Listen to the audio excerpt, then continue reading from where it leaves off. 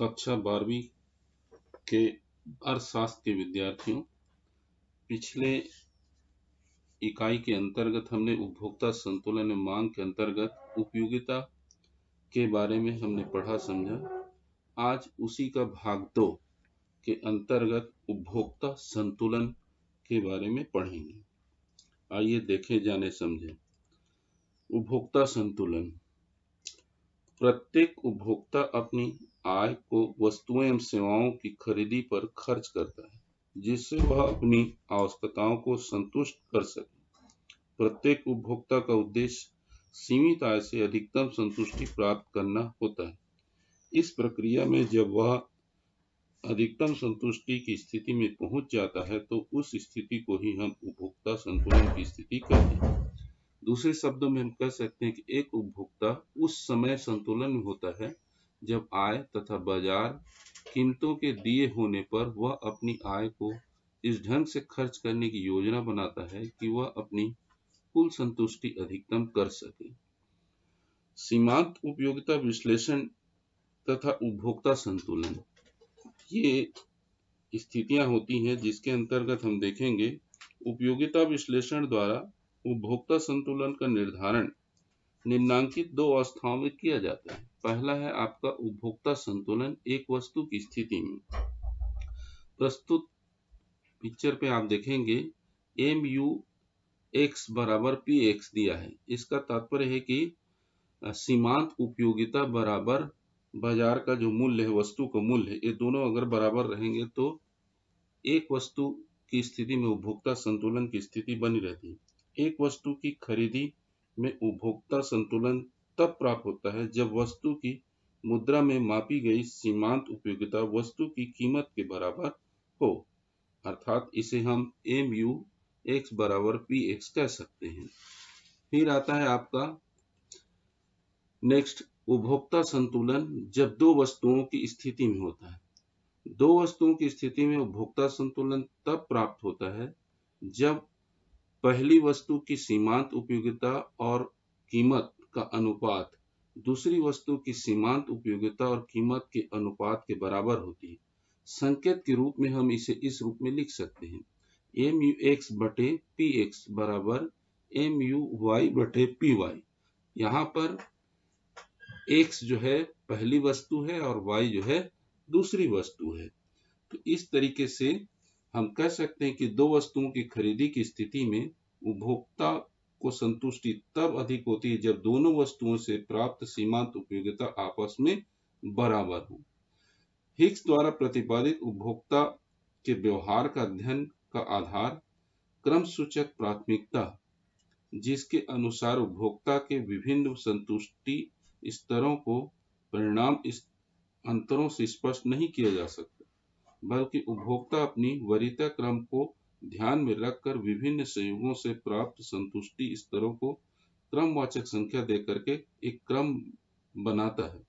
क्रमवाचक संख्याएं केवल एक यह स्पष्ट करती है कि उपभोक्ता किस संयोग से कम संतुष्टि प्राप्त कर रहा है और किस संयोग से अधिक संतुष्टि, किंतु इन क्रमवाचक संख्याओं की संतुष्टि स्तरों का अंतर मात्रात्मक रूप में ज्ञात नहीं किया जा सकता। तटस्थता उदासीनता वक्र का विश्लेषण।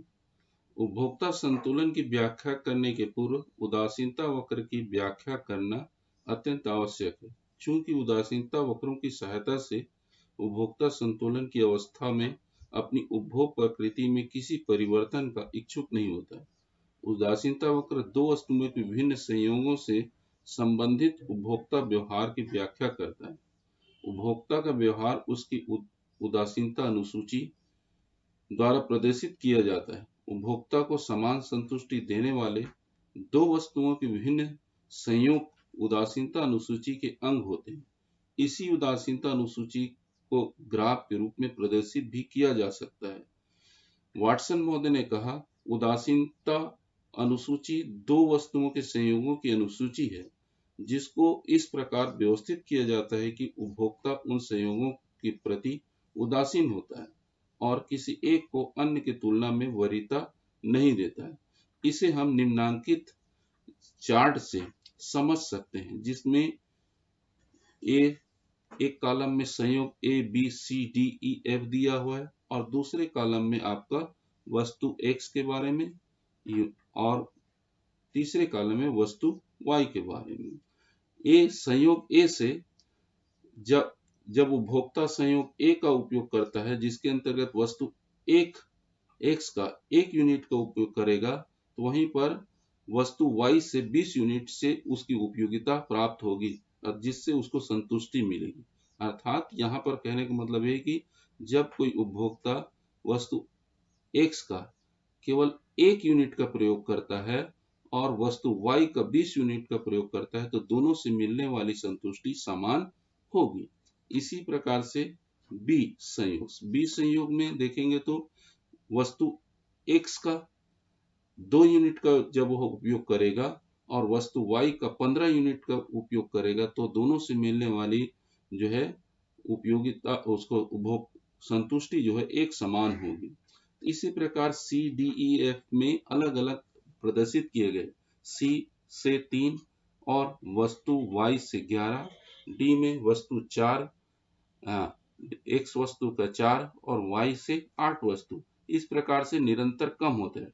कहने का तात्पर्य है कि जब वस्तु x का जब वह उपयोग करता है आगे बढ़ाता जाता है उसकी यूनिट्स की मात्रा, तो वस्तु y से मिलने वाली उपयोगिता में वह निरंतर कमी करते जाता है। इसको हम निम्नांकित ग्राफ के माध्यम से आसानी से और समझ सकते हैं। चित्र में हम बाईं तरफ जो पहला चित्र दर्शाया गया ग्राफ वस्तु एक तरफ लिखा हुआ है, बाईं तरफ y में y अक्षर पर आपका y वस्तु और नीचे आधार पर है वस्तु x। दोनों वस्तुओं का अभी जो टेबल के अंतर्गत हमने अध्ययन किया उसमें आपको पता चलेगा, इससे स्पष्ट हो जाएगा। इसमें एक रेखा दिया गया है IC जो उदासीनता वक्र रेखा कहलाता है या तटस्थता वक्र रेखा इसको कहते हैं। यह वस्तु x एवं y के ऐसे विभिन्न संयोगों का बिंदु पथ है जो उपभोक्ता को समान संतुष्टि देते हैं। अनुसूची में उपभोक्ता के पास x वस्तु की 1 इकाई तथा y वस्तु की 20 इकाइयां उपलब्ध हैं जो संयोग A 1x plus 20y बनाती हैं।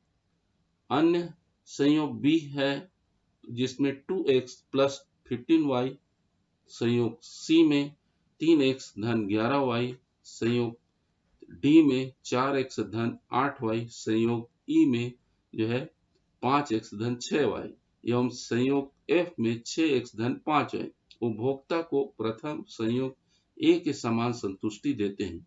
ऐसी स्थिति में उपभोक्ता इन संयोगों के प्रति तटस्थ या उदासीन है। उदासीनता वक्र संतुष्टि के विभिन्न एक निश्चित स्तर को बनाता है। संतुष्टि में परिवर्तन उदासीनता वक्र की स्थिति में परिवर्तन करता है।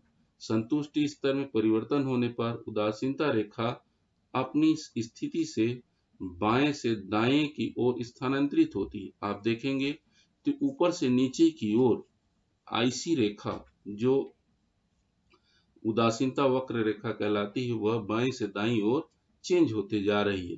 यानी कि 1 में 20 और 2 में आपका 15, 3 में आपका 11, 4 में जब x वस्तु का 4 का आता है तो 8, इस प्रकार से अलग अलग स्थितियां वह धीरे धीरे खिसकती हुई नजर आ रही है। दूसरे चित्र में आपको एक उदासीनता वक्र का एक मानचित्र दर्शाया है जिसमें उदासीनता वक्र 1, 2, 3, 4 जो IC1, IC2, IC3 एवं IC4 को प्रदर्शित कर रही है। इसमें यह स्पष्ट करता है कि विभिन्न संयोगों में जो उपभोक्ता को अधिकतम संतुष्टि को बताता है वो IC1 निम्नतम संतुष्टि स्तर को प्रदर्शित कर रहा है और ऊंचा उदासीनता वक्र सदैव ऊंचे संतुष्टि स्तर को बताता है एवं नीचा उदासीनता वक्र सदैव जो है नीचा जो है संतुष्टि स्तर प्रदान, जिसमें IC1 सबसे नीचे जो उदासीनता वक्र प्रदर्शित कर रहा है और IC4 जो है आपका सबसे ऊंचा उदासीनता वक्र प्रदर्शित कर रहा है। ये एक उपभोक्ता के विभिन्न वस्तुओं का जो उपयोग करता है जिसमें दो प्रमुख वस्तुएं दिखाई गई आपको, X वस्तु और Y वस्तु के, तो विभिन्न स्तरों पर जो उनके द्वारा उपयोग किए जाने वाले वस्तुओं की यूनिट्स की मात्राएं दिखाई, जिसके माध्यम से ये उपभोक्ता संतुलन का मानचित्र स्पष्ट होता है। उदासीनता वक्रों की सहायता से उपभोक्ता संतुलन की अवस्था में अपनी उपभोग प्रवृत्ति में किसी परिवर्तन का वह इच्छुक नहीं होता। एक उपभोक्ता संतुलन की अवस्था में तब होता है जब वह अपनी सीमित आय की सहायता से उपभोग की वस्तुएं खरीदकर उनसे अधिकतम संतुष्टि प्राप्त करता है। उपभोक्ता के संतुलन को उपभोक्ता की आय और वस्तुओं की कीमतें जो है प्रभावित करती हैं। इसके बाद हम अध्ययन करेंगे उदासीनता वक्र विश्लेषण में संतुलन की स्थिति कुछ मान्यताओं पर आधारित है, जो इस प्रकार है। उपभोक्ता का एक उदासीनता मानचित्र होता है जिसमें विभिन्न आय स्तरों पर उपभोक्ता को प्राप्त होने वाले तथा विभिन्न स्तरों को दिखाने वाले अनेक उदासीनता वक्र होते हैं। जैसे पीछे पिक्चर में हमने देखा IC1, IC2, IC3, IC4 आदि। उपभोक्ता के पास व्यय करने के लिए एक निश्चित आय होती है जिसमें कोई परिवर्तन नहीं होता। तीसरा है उपभोक्ता दो वस्तुओं X और Y का उपभोग करता है। चौथा है वस्तु X और वस्तु Y की कीमतें स्थिर होती हैं और उनमें कोई परिवर्तन नहीं होता। उपभोक्ता को इन कीमतों का ज्ञान होता है। पांचवा है वस्तु X और Y समरूप और विभाज्य है ताकि इन वस्तुओं में विभिन्न संयोग बनाए जा सके। छठवां उपभोक्ता की समय विशेष में रुचि एवं आदत स्थिर होती है ताकि उदासीनता मानचित्र में एक वरीयता क्रम को दिखाया जा सके। सातवां उपभोक्ता विवेकशील प्राणी है। विवेकशीलता से अभिप्राय यह है कि उपभोक्ता अपने संतुष्टि स्तर को अधिकतम करना चाहता है। इस प्रकार उदासीनता वक्र विश्लेषण में उपभोक्ता उच्चतम उदासीनता वक्र पर पहुंचकर अधिकतम संतुष्टि प्राप्त करने का प्रयास करता है। और आठवां है बाजार में पूर्ण प्रतियोगिता पाई जाती है, तब ये जो स्थितियां हैं वो नजर आती है। अगले पॉइंट के अंतर्गत हम अध्ययन करेंगे उपभोक्ता के संतुलन की प्रमुख शर्तें। इस प्रकार ये उपभोक्ता संतुलन निम्नलिखित शर्तों पर आधारित होती है, जिसमें सबसे पहला है संतुलन की दशा में उपभोक्ता का उदासीनता वक्र कीमत रेखा को स्पर्श करता है। यदि आप दाहिनी तरफ प्रस्तुत मानचित्र को आप देखोगे तो RS रेखा एक कीमत रेखा कहलाती है और IC1, IC2, IC3, IC4 ये आपका उदासीनता वक्र है। तो इसके अंतर्गत इसमें वस्तु X नीचे OX रेखा पर प्रदर्शित की गई है और OY रेखा पर वस्तु Y को प्रदर्शित किए गए, जिसमें आपको स्पष्ट नजर आ जाएगा कि वस्तु की दशा में वह संतुलन की वस्तु उपभोक्ता के संतुलन की दशा में उपभोक्ता का उदासीनता वक्र कीमत रेखा को प्रदर्शित कर रहे हैं। जो E बिंदु दर्शा रहा है वह कीमत रेखा को आपका P, Q, E, T और H ये अलग अलग बिंदु दर्शा रहे हैं जो कीमत रेखा को प्रदर्शित कर रहा है। इसमें आपको स्पष्ट नजर आएगा IC1 उदासीनता वक्र में वह जो RS रेखा P बिंदु पर को प्रदर्शित कर रही है और IC2 रेखा उदासीनता वक्र रेखा में Q बिंदु को RS रेखा जो कीमत रेखा है वो टच कर रही है। इसी प्रकार IC आपका 3 में कीमत रेखा E बिंदु को प्रदर्शित कर रही है और IC4 में कोई कीमत रेखा किसी बिंदु को प्रदर्शित नहीं कर रही है। तो इस तरीके से उपभोक्ता की संतुलन की दशा में उपभोक्ता का उदासीनता वक्र कीमत रेखा को स्पर्श करेगा।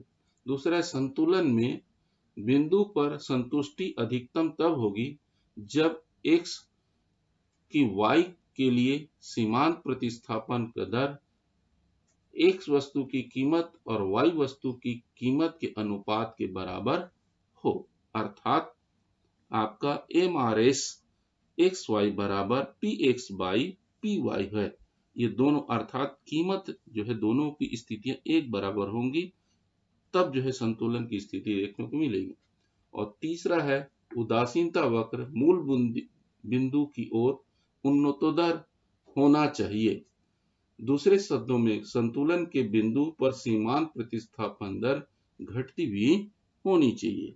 तो ये इन तीन प्रमुख शर्तों के आधार पर उपभोक्ता की संतुलन की स्थिति देखने को हमको मिलती है। तटस्थ वक्र की विशेषताएं। पीछे मानचित्र, उदासीनता मानचित्र या तटस्थता मानचित्र से हम स्पष्ट कर चुके हैं कि उसके माध्यम से स्पष्ट हो जाता है कि तटस्थता वक्र की निम्नांकित विशेषताएं होती हैं। तटस्थता वक्र हमेशा बाएं से दाएं ढालू होता है। तटस्थता वक्रों का ढलान मूल बिंदु की ओर उन्नतोदर होता है। और तीसरा है, तटस्थता वक्र एक दूसरे को न तो छूते हैं न ही काट सकते हैं। चौथा है, तटस्थता वक्रों में सबसे ऊंचा वक्र सबसे अधिक संतुष्टि दर्शाता है। जैसे पीछे मानचित्र में हमने देखा कि RS कीमत रेखा को टच करते हुए उदासीनता वक्र IC3 रेखा ई बिंदु को में टच किया, जो अधिकतम जो है संतुलन की दशा को प्रदर्शित कर रहा है, जहां पर कीमत रेखा और उदासीनता वक्र दोनों रेखाएं एक दूसरे को जो बराबर करती हुई नजर आ रही है। बच्चों, अभी तक हमने उपभोक्ता संतुलन की विभिन्न दशाओं के बारे में जाना, जिसमें उपभोक्ता संतुलन कब होता है, उपभोक्ता संतुलन की प्रमुख शर्तें क्या हैं, और उपभोक्ता संतुलन लाने के पहले हम एक उदासीनता वक्र के बारे में अच्छी तरीके से जाना समझें और निम्नांकित प्रश्नों को उत्तर दे करके लिख करके जो है पीछे जो पढ़ाया गया समझाया गया है उसको समझने का प्रयास कीजिए। इसमें सबसे पहला क्वेश्चन है आपके लिए, उदासीनता वक्र एवं उपभोक्ता संतुलन को संक्षेप में समझाइए। दूसरा, उपभोक्ता संतुलन की प्रमुख शर्तों को उल्लेख कीजिए। तीसरा, उपभोक्ता संतुलन की स्थिति की मान्यताएं कौन कौन सी हैं उसे स्पष्ट कीजिए और तटस्थता वक्र की विशेषताएं को भी लिखिए। धन्यवाद।